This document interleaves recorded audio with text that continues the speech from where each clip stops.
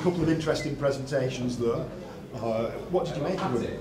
Yeah, obviously it's just really insightful. I think obviously we don't get together often as a national team. Obviously all at our clubs, and these meetings, these get-togethers, catching up with everyone, it's really important. And obviously having someone as such a high profile as Gareth Southgate coming and speaking to us and talking about what they do as a national squad and how they're aiming and leading to obviously win the World Cup this year as well. It was we really took a lot out of the meeting.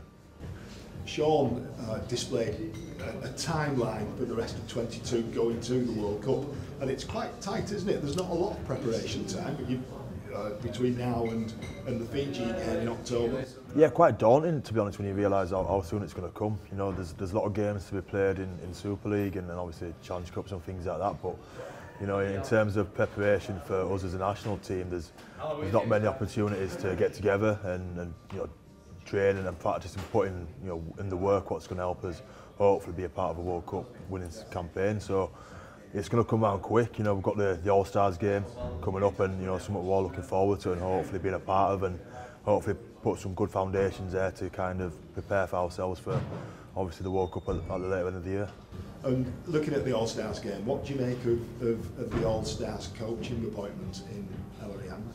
It's massive, isn't it? Obviously, he's a big, not just a rugby league sort of superstar, but he's obviously an England national superstar as well for what he's done for our teams and obviously the Great Britain sides of the past. So, I think it just builds to what's already been quite a big game. And we talked about last year, and it was the start of what can be a really good sort of rivalry between the England Super League teams and players, and obviously the overseas players who can sort of get involved and create their own history and sort of dynasty as their own sort of international setup. So yeah, I think it just builds on that again, and hopefully we'll have another good hit out with them this year, build upon that, and big fan, big crowd, and hopefully another good spectacle.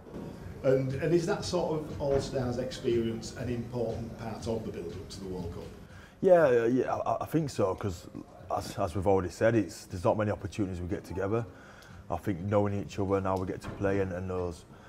I think for a lot of the boys who may not have been involved in international setups as well, it gives you that insight on what's expected in the training, in the games, what the processes are on a game day, and what we expect at an international level. So it's valuable, it's needed, and I'm really grateful that it's on its standalone fixture this year. Obviously there was all the sort of disappointment last year of people having to pull out because of the tight fixtures and schedules because of the Super League campaign. So to have its own fixture weekend as an international weekend, I think it just shows that our sport aiming to keep growing on the international stage and also give our country the best possible chance of winning the World Cup.